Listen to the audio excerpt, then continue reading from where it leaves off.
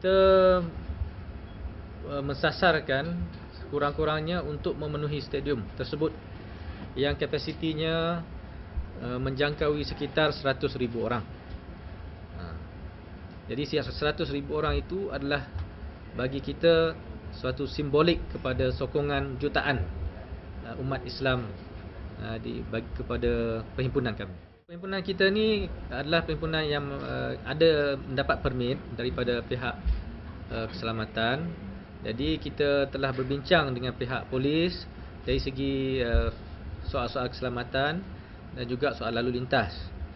Di samping pihak polis, kita juga mendapat khidmat dan juga sebenarnya bukan khidmat, penyertaan juga daripada rela yang merupakan sebahagian sudah tentu daripada sasaran kita umat Islam, dan selain daripada sukarelawan daripada pelbagai pertubuhan yang lain lah.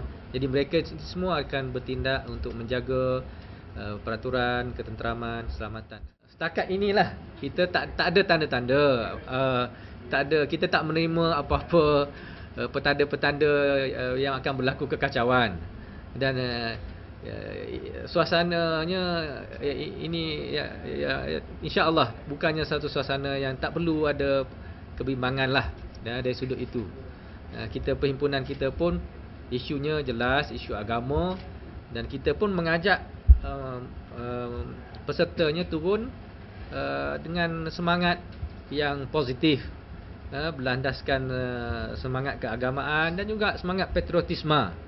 Semangat patriotisme kita nak tunjuk bahawa antara lain kita boleh berhimpun dengan aman sesama umat Islam tanpa mengira latar belakang.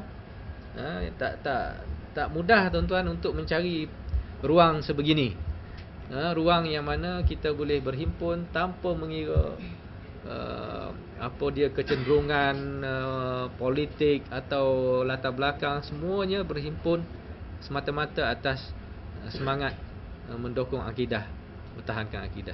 Kami pihak sekretariat, kami tidak mahu mengheret himpunan ini kepada pelbagai komen dan persepsi yang tak semuanya betul, ada yang negatif. Bagi kita mengajak umat Islam jangan kita hilang tumpuan daripada tumpuan asas program kita ini, iaitu menghimpunkan seramai mungkin umat Islam di atas satu isu yang sangat jelas, yang tidak diperselisihkan di kalangan umat Islam, iaitu menolak murtad, menolak pemurtadan, menyelamatkan, mempertahankan akidah. Jadi bagi kita yang lain daripada itu, kita nak mengajak marilah kita semua jangan dilayan-layan apa-apa pandangan-pandangan yang lari daripada arus, daripada fokus tersebut. Kalau nak dilayan semua komen yang ada, banyak yang tak perlu, yang tak membina. Itu adalah semangat himpun. Macam mana kita nak berhimpun di atas suatu kebenaran kalau semua suara-suara yang pinggiran, yang tak positif, yang tak membina, kita nak layan, takkan mampu kita berhimpun. Suami dengan isteri pun tak boleh nak menjaga keharmonian kalau nak dilayan perkara-perkara yang titik bengik dalam hubungan suami isteri. Itu suami isteri, kita umat. Kalau umat nak melayan suara yang tak membina ni, tak akan sampai bila-bila kita tak boleh nak bersatu di atas kebenaran. Kita belum ada satu keputusan secara pasti apa yang akan berlaku selepas, selepas. Yang pasti kita akan ada deklarasi himpun yang kita akan sampaikan kepada daripada pimpinan daripada atas lah, daripada Duli Yang Mulia Seri Paduka Baginda yang di-Pertuan Agong ke bawah Majlis Raja-Raja, pemimpin-pemimpin kerajaan pusat dan negeri, pemimpin-pemimpin parti politik, dan kemudiannya kita juga memang ada hasrat awal lah, serangan awal untuk kita menyampaikan juga kepada, bila bercakap pemimpin sudah tentu tanpa mengira agama, pemimpin kerajaan tanpa mengira agama dan masa, kita nak menyampaikan pandangan kita ini. Pemimpin parti politik misalnya, kita berharap dapat kita menyampaikan hasrat di sebalik himpun ini, supaya mereka dapat gambaran yang benar dan tepatlah apa yang kita nak bawa. Oleh kerana kita disertai oleh macam-macam lapisan, jadi pengisian juga pun agak pelbagai. Ada pengisian yang berbentuk persembahan kesenian, ada persembahan nasyid, persembahan lagu-lagu Islamik, lagu-lagu yang berkaitan dengan tema, dan sajak, deklamasi sajak. Kemudian sudah tentu adanya ucapan-ucapan, pidato-pidato ringkas yang kemudiannya diakhiri dengan pengisytiharan deklarasi himpun, diakhiri dengan doa. Itulah gambaran. Kalau mereka bimbang, pertamanya mereka boleh tolong dapatkan maklumat daripada sumbernya, termasuklah kenyataan-kenyataan media kita, termasuklah website kita. Ucapan datang bersama-sama di program hari itu, ikuti. Kita akan ada liputan selari pun ada, ya, persiaran akan ada insya-Allah daripada dengan website kita. Jadi dapatkan maklumat yang terkini daripada kita. Tidak ada rancangan kita untuk kalau mereka hadir, tidak ada rancangan untuk kita mengasingkanlah antara yang Islam atau bukan Islam. Dia juga yang sebenarnya bukan sahaja membuka kepada orang-orang Islam untuk hadir. Orang-orang bukan Islam kalau mau hadir pun dijemput. Tujuannya, himpunnya ni yang sebenar bertujuan, yang asasnya untuk memastikan di kalangan umat Islam kita dapat mempertahankan akidah umat Islam. Itu penting dalam kita orang Islam, itu wajib. Tak kira siapa, tak kira latar belakang politik, dalam Islam itu the most relevant and important thing in our life.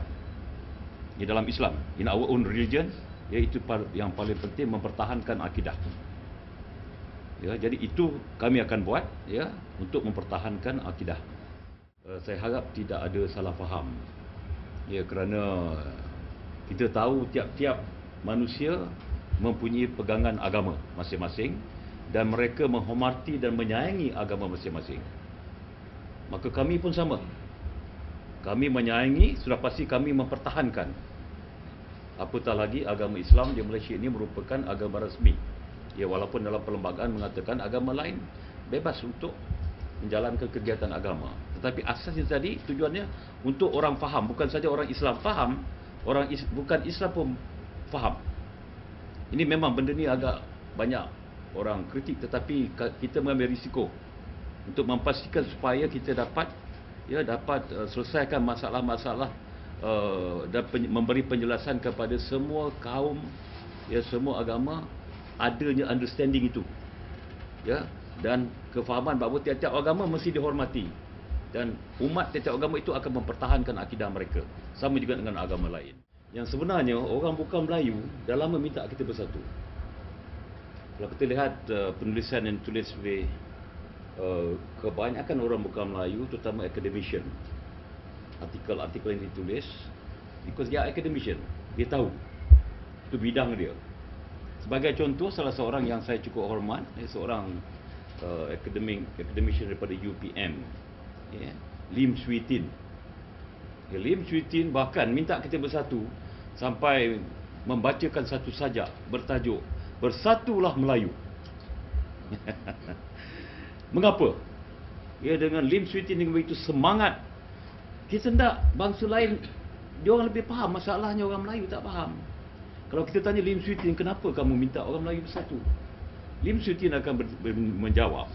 Dia kata perpaduan di Malaysia ini, walaupun kita mengatakan satu Malaysia, perpaduan antara kaum, antara bangsa, itu yang paling penting. Tetapi yang lebih penting dan kritikal, asasnya mesti perpaduan di kalangan orang Melayu terlebih dahulu. Itu Lim Swee Tin cakap. Lim Swee Tin kata kalau orang Melayu sendiri tak bersatu, umpama payung. Kalau payung itu sudah robek, sudah rabak, bagaimanakah orang bukan Melayu yang lain ingin berteduh? Mereka pun nak cari makan juga, mereka pun nak berniaga, mereka pun nak bagi anak, isteri, cucu makan. So bagaimana kami nak berteduh? Itu sebab saya tidak heran ramai di kalangan orang bukan Melayu memahami konsep ini. Mereka yang mati-mati suruh kita bersatu, mereka susah hati. Saya baca banyak buku-buku dan artikel oleh orang bukan Melayu, mereka susah hati. Kenapa orang Melayu macam ni? Masalah orang Melayu sini tak mau bersatu.